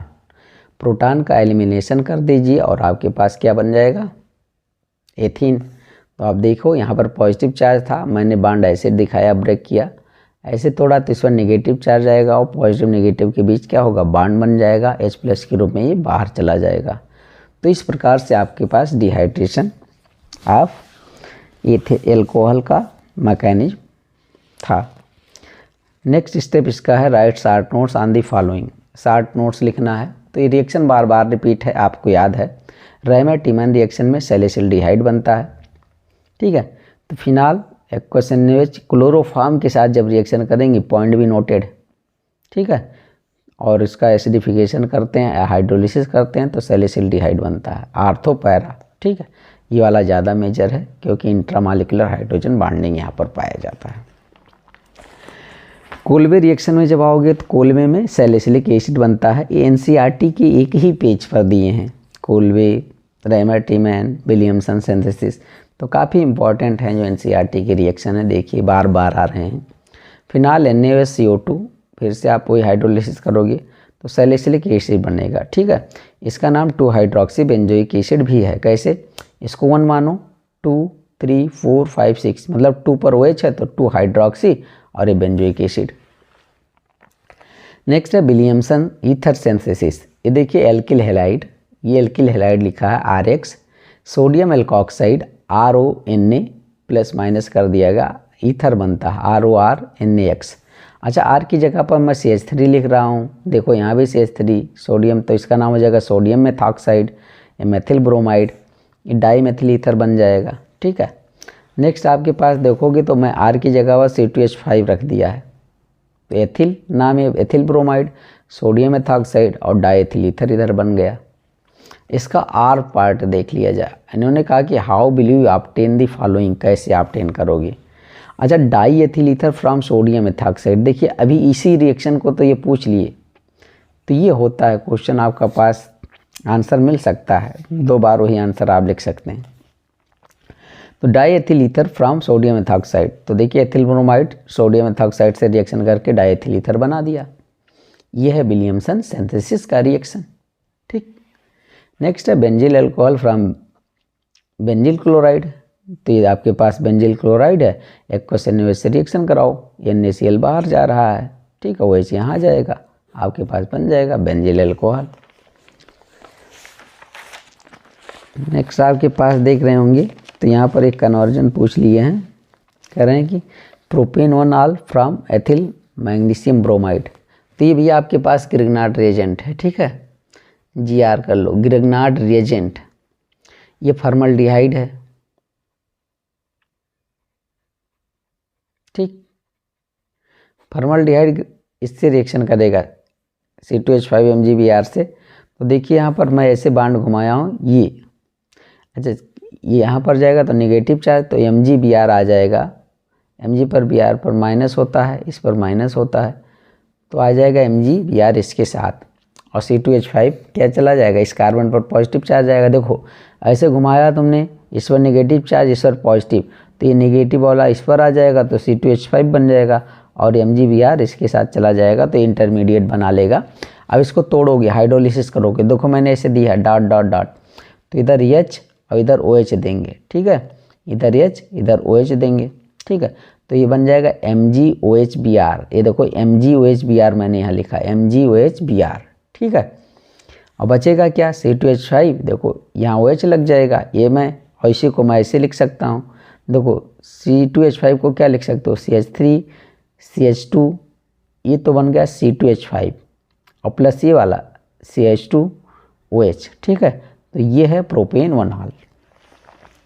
Next आपके पास है discuss the mechanism of unimolecular and bimolecular nucleophilic substitution reaction in haloalkane. ये SN1 SN2 मैकेनिज्म पूछ रहा है, ये आपको इस पर डिस्कस करना है और 5 नंबर का है। तो पहले चैप्टर में हम लोग चलते हैं। आप यहाँ पर देखेंगे इस क्वेश्चन को, तो मुझे न्यूक्लियोफिलिक सब्स्टिट्यूशन रिएक्शन के बारे में डिस्कस करने के लिए कहे हैं। तो देखो न्यूक्लियोफिलिक सब्स्टिट्यूशन रिएक्शन क्या होता है। When a group or atom replaced by nucleophile is called nucleophilic substitution, ठीक है। अब यहाँ देखो न्यूक्लियोफाइल है, ये सबस्ट्रेट आपके पास है, ये न्यूक्लियोफाइल आएगा और ये ग्रुप बाहर जाएगा, तो एक ग्रुप या एटम दूसरे ग्रुप या एटम के द्वारा रिप्लेस होना ही सब्स्टिट्यूशन होता है। और यदि ये न्यूक्लियोफाइल के द्वारा कोई हटे तो न्यूक्लियोफिलिक सब्स्टिट्यूशन करवाएंगे कहलाएंगे। तो आपके पास ये प्रोडक्ट बनेगा और आउटगोइंग न्यूक्लियोफाइल बाहर जाएगा। अच्छा, न्यूक्लियोफाइल क्या होता है, न्यूक्लियोफाइल में भी न्यूट्रल और नेगेटिव चार्ज, ठीक है, उससे न्यूट्रल भी हो सकता है, नेगेटिव चार्ज भी हो सकता है। इट इज़ मेनली 2 टाइप, ठीक। नंबर 1 सब्स्टिट्यूशन न्यूक्लियोफिलिक यूनिमॉलिक्यूलर, ये पूछ रहे हैं SN1 reaction, substitution nucleophilic bimolecular SN2 reaction. तो ये आपके पास इन्होंने पूछा है, तो एक एक करके हम लोग देखते हैं। पहले SN1 को देखते हैं, ठीक। ये 2 स्टेप रिएक्शन होता है, formation of carbocation intermediate, nucleophile attack from both side, दोनों तरफ से न्यूक्लियोफाइल अटैक कर सकता है। कार्बोकैटायन महत्वपूर्ण होता है, इस पर ध्यान दोगे। आपके पास ये टर्सरी एल्किल हैलाइड ले लिया गया, ठीक है, 2 ब्रोमो 2 मेथिल प्रोपेन। नंबरिंग ऐसे कर लो भाई, 1 2 3, ठीक है, तो 2 ब्रोमो 2 मेथिल प्रोपेन नाम हो जाएगा।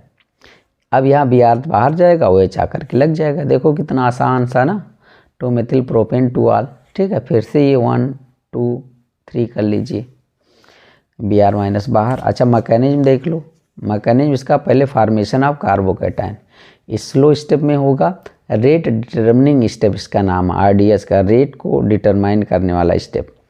आपके पास यहाँ मैंने लिया, अब यहाँ से जाएगा Br माइनस बाहर, तो इस पर पॉजिटिव चार्ज आएगा, Br पर नेगेटिव, जिसकी बोलते हैं टर्सरी कार्बोकैटायन, ठीक। सेकंड स्टेप में क्या होता है, nucleophile attack on carbocation form product. Second step में न्यूक्लियोफाइल अटैक करेगा ये, ठीक, और आपके पास यहाँ अटैक करके प्रोडक्ट बना देगा। और इसका आप ऐसे 1 2 3 और यहाँ पर नाम तो किए हैं 2 मेथिल प्रोपेन 2 आर। तो रेट इसके लिए एक्सप्रेशन कैसे लिखोगे कि यहाँ पर alkyl halide raise to power 1, nucleophile पर रेट डिपेंड नहीं कर रहा, तो ऑर्डर इसका हो जाएगा 1। उसके बाद देखेंगे reactivity of alkyl halide. Tertiary alkyl halide ज़्यादा रिएक्टिव होगा, ज़्यादा SN1 देना चाहेगा, फिर आपके पास सेकेंडरी, फिर आपके पास प्राइमरी और सबसे कम methyl. Stability of carbocation, tertiary ज़्यादा होता है, फिर सेकेंडरी, फिर आपके पास प्राइमरी, ठीक है। तो इसलिए आपके पास टर्सरी एल्किल हैलाइड ज़्यादा SN1 देना पसंद करेगा, क्योंकि अच्छा कार्बोकैटायन बनेगा। उसके बाद आप देखोगे सब्स्टिट्यूशन न्यूक्लियोफिलिक बाईमॉलिक्यूलर SN2, ये देखिए सिंगल स्टेप रिएक्शन है, इसमें कंप्लीट इन्वर्जन है, वाल्डन इन्वर्जन, जिसमें विन्यास पलट जाता है, ठीक है, जैसे बारिश में छाता पलट जाता है। Transition state form steric hindrance important, strong nucleophile require nucleo, ठीक है, स्ट्रॉन्ग न्यूक्लियोफाइल की ज़रूरत होता है। Nucleophile attack from back side, ये बैक साइड पॉइंट में नोटेड, बैक साइड से अटैक करेगा। स्टेरिक हिंड्रेंस इंपॉर्टेंट है और इन्वर्जन होता है सिंगल स्टेप, ये आप लर्न करिए। आपके पास देखिए स्टेरिक हिंड्रेंस यहाँ कम होगा, कम ग्रुप वाला लो, CH3Cl मैंने लिया है, OH माइनस, अब यहाँ पर OH आ गया, Cl माइनस बाहर जाएगा। मैकेनिज्म देख लो, इनकमिंग न्यूक्लियोफाइल है ये आपके पास, और सबस्ट्रेट यहाँ से Cl माइनस जाएगा, जैसे जैसे चलना स्टार्ट करता वैसे वैसे ये टूटना स्टार्ट करेगा, तो ये बांड टूटेगा, ये बांड बनेगा। तो उसी टाइम इसका जो होता है कॉन्फ़िगरेशन वो चेंज हो जाता है, पलट जाता है, इन्वर्ट कर जाता है, तो कुछ ऐसा बन जाएगा जिसे ट्रांजिशन स्टेट आप बोलोगे, या अनस्टेबल होता है, ठीक है। अनस्टेबल हो तो तुरंत Cl माइनस को लॉस करेगा और प्रोडक्ट में तब्दील हो जाएगा, तो आपके पास आउटगोइंग न्यूक्लियोफाइल बन जाएगा। अच्छा, इसमें rate of reaction directly proportional to alkyl halide and nucleophile दोनों पर डिपेंड करता है, इसलिए ऑर्डर क्या हो जाता है 2, और रिएक्टिविटी ऑफ एल्किल हैलाइड बस SN1 का उल्टा, यहाँ पर क्योंकि स्टेरिक हिंड्रेंस आ जाएगा, एक बड़ा ग्रुप लोगे तो CH3X ज़्यादा देगा, फिर प्राइमरी, ठीक है, तो ये ऑर्डर है। पोलर एप्रोटिक सॉल्वेंट की रिक्वायरमेंट होती है, जैसे आपके पास acetone, THF, tetrahydrofuran, dimethylformamide, dimethyl sulphoxide, DMSO, ठीक है, ये आपके पास था।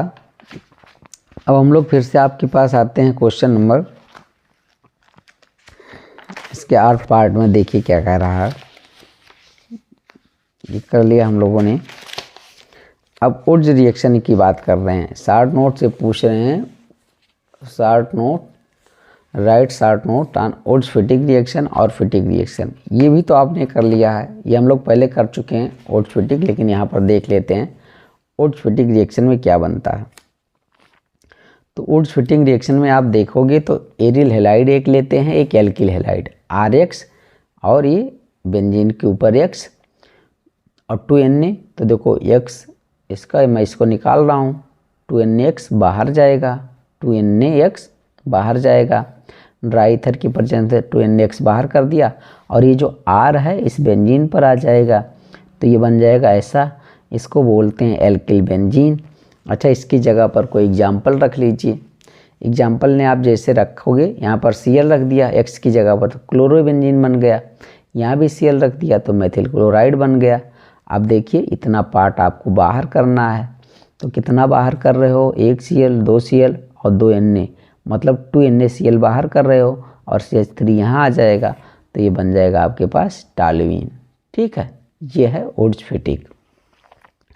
अच्छा, फिटिक रिएक्शन क्या कह रहे हैं, फिटिक रिएक्शन आपके पास होता है दोनों एरिल हैलाइड लेते हैं, मतलब दोनों बेंजीन के ऊपर X हो जाएगा।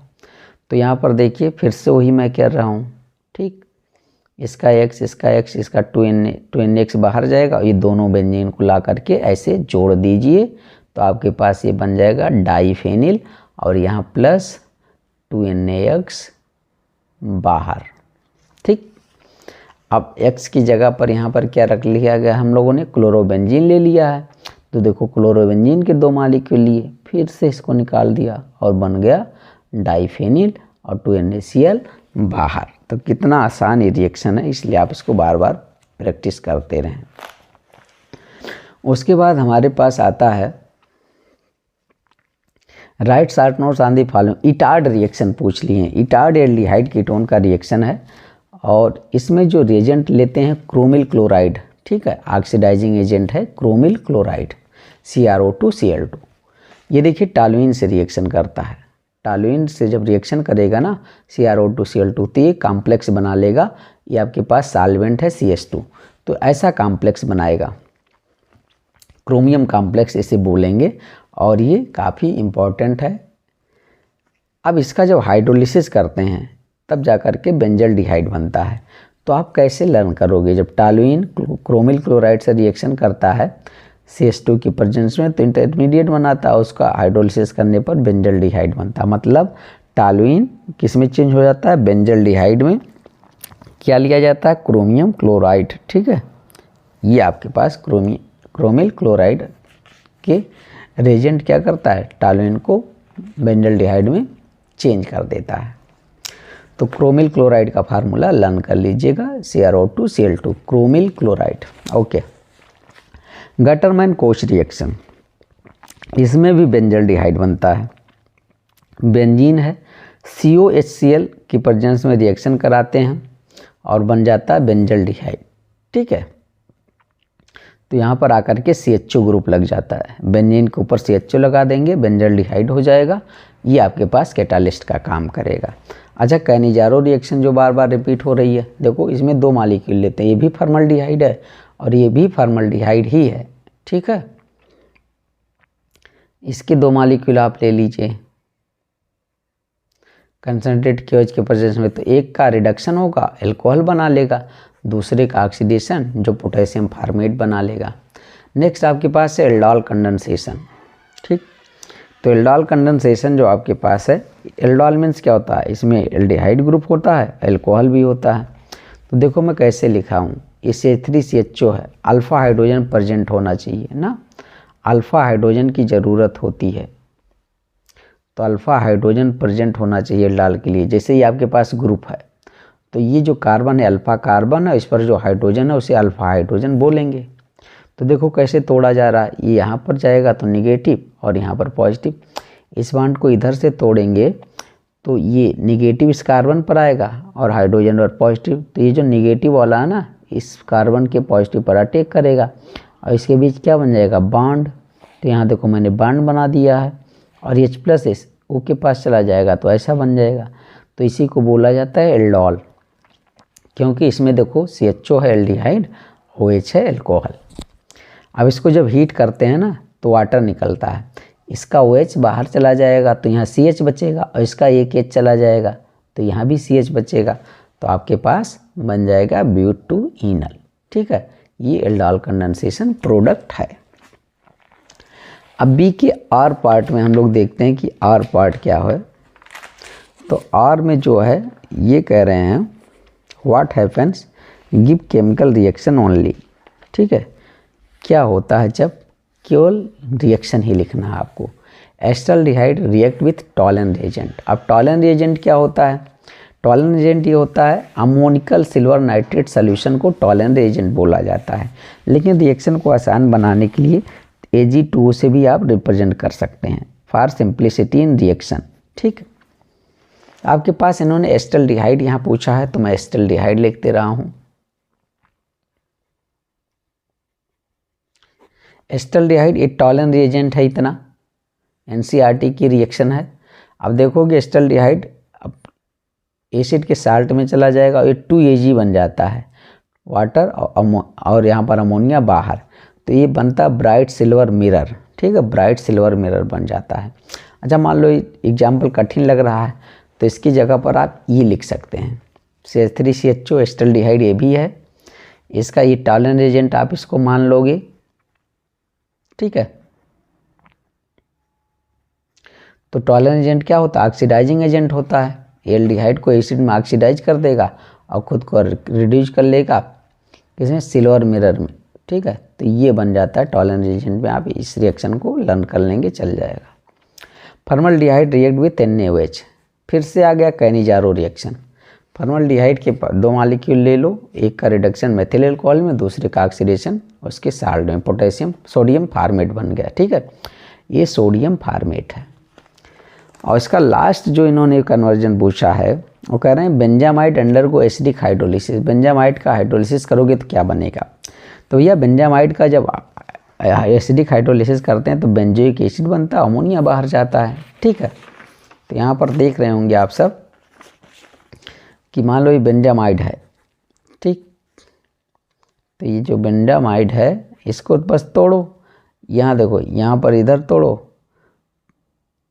ठीक, तो आपके पास ये हो जाएगा क्या, इधर OH दे दो, इधर H, तो ये अमोनिया बाहर और इधर लग जाएगा बेंजोइक एसिड बन जाएगा। ठीक है, तो हम लोगों ने क्वेश्चन नंबर सेट को कंप्लीट कर लिया है। Thank you for watching. यदि आप सब चैनल पर नए हो तो वीडियो को लाइक कीजिए और चैनल को सब्सक्राइब कीजिए। Thank you.